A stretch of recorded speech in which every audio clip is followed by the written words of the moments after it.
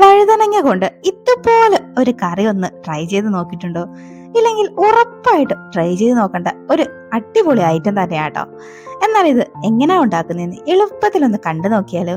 അതിനു മുന്നേ ഈ ചാനൽ ഇതുവരെയും സബ്സ്ക്രൈബ് ചെയ്തിട്ടില്ലെങ്കിൽ പ്ലീസ് ഒന്ന് സബ്സ്ക്രൈബ് ചെയ്ത് സപ്പോർട്ടോടെ ചെയ്തേക്കണേ. അപ്പോൾ ഇത് എങ്ങനെയാ ഉണ്ടാക്കുന്നതെന്ന് ഒന്ന് കണ്ടു നോക്കാം. അതിനായി ഒരു പാൻ ഒന്ന് അടുപ്പത്തേക്ക് വെച്ച് 1 ടേബിൾ സ്പൂൺ വെളിച്ചെണ്ണ ഒന്ന് ആഡ് ചെയ്ത് കൊടുക്കാട്ടോ.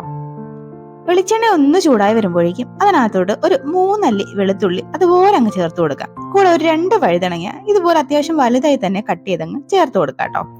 ഇനി വെളുത്തുള്ളി അല്ലിയൊക്കെ ചെറുതാണെങ്കിൽ ഒരു 5-6 എണ്ണമെങ്കിലും എടുക്കണം കേട്ടോ. ചേർത്ത് ഇത് ഒന്ന് വെന്ത് വരുന്നവരെയും ഒന്നങ്ങ് വഴറ്റി കൊടുക്കാട്ടോ.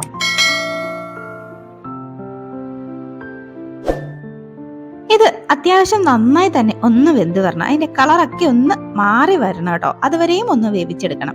നമുക്കിതൊന്ന് അടച്ചു വെച്ച് അങ്ങ് വേവിച്ചെടുക്കാം. അപ്പൊ പെട്ടെന്ന് തന്നെ അങ്ങ് റെഡിയായി കിട്ടും. അടച്ചു വെച്ച് ഒരു 2 മിനിറ്റ് കഴിയുമ്പോഴേക്കും ഇതങ്ങ് റെഡിയാവും കേട്ടോ. കണ്ട ഇപ്പോൾ 2 മിനിറ്റ് ഒക്കെ കഴിഞ്ഞിട്ടുണ്ട്. നമ്മുടെ വഴുതനങ്ങയൊക്കെ നല്ല അടിപൊളിയായി വെന്ത് വന്നിട്ടുണ്ട്. കണ്ട ആ കളറൊക്കെ ഒന്ന് മാറി വന്നിട്ടുണ്ട്. ഈ പരുവൊക്കെ ആകുമ്പോഴത്തേനും നമുക്ക് ഫ്ലെയിം ഒന്ന് ഓഫാക്കി ഇത് മറ്റൊരു പാത്രത്തിലോട്ടാക്കി ഒന്ന് തണുക്കാനായി മാറ്റി വെക്കാം കേട്ടോ. തണുത്ത് കഴിയുമ്പോൾ ഇതൊന്ന് നമുക്ക് അരച്ചെടുക്കേണ്ടതായിട്ടുണ്ട്.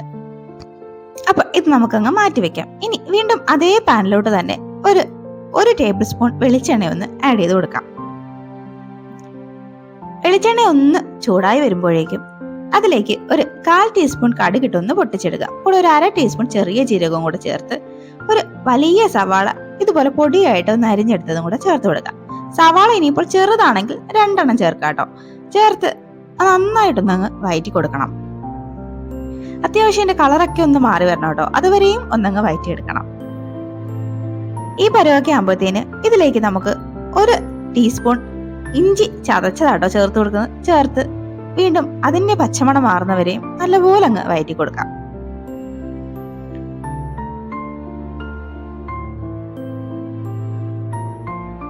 ഇപ്പൊ ഇതാണ് സവാളയുടെ നിറമൊക്കെ ഒന്ന് മാറി ഒരു ഗോൾഡൻ ബ്രൗൺ കളറൊക്കെ ആയിട്ടുണ്ട്. ഇതുവരെയും മതിയാവും കേട്ടോ. ഇനി ഇതിലേക്ക് ഒരു തക്കാളി ഇതുപോലെ പൊടിയായിട്ട് അരിഞ്ഞ് അതും കൂടെ അങ്ങ് ചേർത്ത് കൊടുക്കാം. ചേർത്ത് വീണ്ടും അത് നന്നായിട്ടൊന്നങ്ങ് വഴറ്റി കൊടുക്കാം. തക്കാളിയൊക്കെ നല്ലപോലെ ഒന്ന് വെന്ത് വരണം കേട്ടോ. അതുവരെയും ഒന്നങ്ങ് വഴറ്റിയെടുക്കേണ്ടതായിട്ടുണ്ട്. ഈ തക്കാളിയൊക്കെ വാടി വരുന്ന സമയം കൊണ്ട് നമ്മുടെ വഴുതനങ്ങയൊക്കെ ഇവിടെ തണുത്ത് വന്നിട്ടുണ്ട് കേട്ടോ. അപ്പൊ നമുക്കിതൊരു മിക്സിയുടെ ജാറിലിട്ട് ഒന്നങ്ങ് അരച്ചെടുക്കാം കേട്ടോ. ഇതുപോലെ അങ്ങ് അരച്ചെടുത്തങ്ങ് മാറ്റി വെക്കാം. നമ്മുടെ തക്കാളിയൊക്കെ ഇപ്പൊ നല്ലപോലെ വെന്തൊന്ന് കുഴഞ്ഞു വന്നിട്ടുണ്ട്. ഇതുവരെയൊക്കെ മതിയാവും കേട്ടോ. ഇനി ഇതിലേക്ക് നമുക്ക് കുറച്ച് പൊടികളൊന്ന് ചേർത്ത് കൊടുക്കേണ്ടതായിട്ടുണ്ട്. അതിനുവേണ്ടി ഒരു 1/4 ടീസ്പൂൺ മഞ്ഞൾപ്പൊടിയും 1 ടീസ്പൂൺ മുളക് പൊടിയും 1 ടീസ്പൂൺ മല്ലിപ്പൊടിയും 1/2 ടീസ്പൂൺ സാമ്പാർ പൊടിയാട്ടോ ചേർത്ത് കൊടുക്കുന്നത്. അതും കൂടെ ചേർത്ത് നന്നായിട്ട് അങ്ങ് മിക്സ് ആക്കുക. ഈ സാമ്പാർ പൊടി ചേർക്കുക ഒരു പ്രത്യേക ടേസ്റ്റ് ആട്ടോ ഈ കറക്കി കിട്ടുന്നത്. അപ്പം ഇതിന്റെ പൊടികളുടെ ഒക്കെ പച്ചമണം മാറുന്നവരെയും നന്നായിട്ട് അങ്ങ് വഴറ്റി കൊടുക്കാം. അപ്പൊ നമ്മുടെ പൊടികളുടെ പച്ചമണമൊക്കെ ഒന്ന് മാറി വന്നിട്ടുണ്ട്. എണ്ണയൊക്കെ ഒന്ന് തെളിഞ്ഞു വന്നിട്ടുണ്ട്. ഇനി ഇതിലേക്ക് ഒരു 1/4 കപ്പ് വെള്ളവും കൂടെ ഒന്ന് ചേർത്ത് കൊടുക്കാം കേട്ടോ.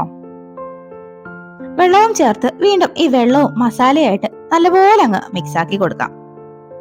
ഈ കുറച്ച് വെള്ളത്തിൽ കിടന്ന് ഈ മസാലയൊക്കെ അത്യാവശ്യം നല്ലപോലെ ഒന്ന് വെന്ത് വരണം കേട്ടോ. ഇതൊന്ന് തിളച്ച് വരണം. അതുവരെയും ഒന്നങ്ങ് വെയിറ്റ് ചെയ്യാം കേട്ടോ. പിന്നെ ഈ സമയം നമുക്ക് ഇതിലേക്ക് ആവശ്യത്തിനുള്ള ഉപ്പും കൂടെ അങ്ങ് ചേർത്ത് കൊടുക്കാം. ഉപ്പും ചേർത്ത് വീണ്ടും ഒന്നും കൂടെ അങ്ങ് മിക്സ് ആക്കി എടുക്കാം. ഇനി ഇതൊന്ന് തിളച്ച് വരാനായിട്ട് അങ്ങ് വെയിറ്റ് ചെയ്യാം കേട്ടോ. ഇപ്പൊ ഇതൊന്ന് തിളച്ച് വന്നിട്ടുണ്ട്.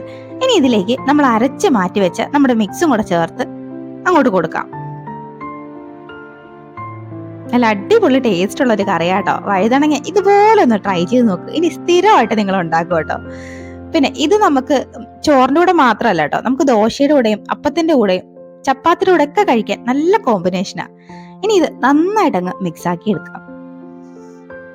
ഇതൊന്നങ്ങ് മിക്സ് ആക്കി കൊടുത്ത് ഇനി ആ മിക്സിയുടെ ജാറ് കഴുകി കുറച്ച് വെള്ളം കൂടെ ചേർത്ത് കൊടുക്കാം കേട്ടോ. ഞാനിവിടെ 1 കപ്പ് വെള്ളത്തോളം ചേർക്കുന്നുണ്ട്. എനിക്ക് കുറച്ച് കറി ലൂസായിട്ടിരിക്കുന്നതാട്ടോ ഇഷ്ടം. അതുകൊണ്ട് ഞാൻ അത്രയും ചേർത്തെന്ന് മാത്രം. നിങ്ങൾക്ക് നല്ല തിക്കായിട്ടിരിക്കണമെങ്കിൽ വെള്ളം കുറച്ചുകൂടെ കുറച്ച് ചേർത്താൽ മതിയാവും. വീണ്ടും ഇത് നന്നായിട്ടൊന്ന് മിക്സ് ആക്കി എടുക്കുക കേട്ടോ. അതിലേക്ക് ഒരു ചെറിയൊരു നെല്ലിക്ക വലുപ്പത്തിലുള്ള പുളി പിഴിഞ്ഞ് അതിന്റെ നീരും കൂടെ ചേർത്ത് കൊടുത്ത് വീണ്ടും ഒന്നുകൂടെ അങ്ങ് മിക്സ് ആക്കി എടുക്കാം. ഈ സമയം ഉപ്പൊക്കെ ഒന്ന് ചെക്ക് ചെയ്ത് നോക്കി ആവശ്യത്തിനുള്ള ഉപ്പും കൂടെ ഒന്ന് ചേർത്ത് കൊടുക്കണം കേട്ടോ. ഞാനിവിടെ കുറച്ച് ഉപ്പും കൂടെ ചേർക്കുന്നുണ്ട്. പിന്നീടും കുറച്ച് കറിവേപ്പിലയും കൂടെ ചേർത്ത് നമുക്കിതൊന്ന് അടച്ചു വെച്ച് ഒരു 5 മിനിറ്റ് ഒന്ന് വേവിച്ചെടുക്കാം കേട്ടോ. പെട്ടെന്ന് തന്നെ റെഡിയാക്കി എടുക്കാൻ പറ്റുന്ന ഒരു അടിപൊളി കറിയാട്ടോ. എല്ലാവരും ഒന്ന് ട്രൈ ചെയ്ത് നോക്കേണ്ട ഐറ്റം തന്നെയാണ്. കണ്ടോ, ഒരു 5 മിനിറ്റ് കഴിഞ്ഞിട്ടുണ്ട്. കണ്ടോ, കറിയൊക്കെ നല്ല സെറ്റായി വന്നിട്ടുണ്ട്. നമ്മൾ ഒഴിച്ചു കൊടുത്ത എണ്ണയൊക്കെ തെളിഞ്ഞ് നല്ല അടിപൊളി കറിയായിട്ട് വന്നിട്ടുണ്ട്. അപ്പം നമുക്കിത് ചൂടോടെ തന്നെ സെർവ് ചെയ്യാം കേട്ടോ. ഇതിനു മുന്നേ ഞാൻ ഒരുപാട് വഴുതനങ്ങയുടെ റെസിപ്പികൾ ഇട്ടിട്ടുണ്ട് കേട്ടോ. അപ്പം നിങ്ങൾക്ക് വേണമെങ്കിൽ അതൊന്ന് കയറി നോക്കാം കേട്ടോ. ഞാൻ അതിന്റെ ലിങ്ക് ഡിസ്ക്രിപ്ഷനിൽ കൊടുത്തേക്കാം. അപ്പം ഇനിയും നമുക്ക് ഒരുപാട് റെസിപ്പികളുമായി വീണ്ടും കാണാം.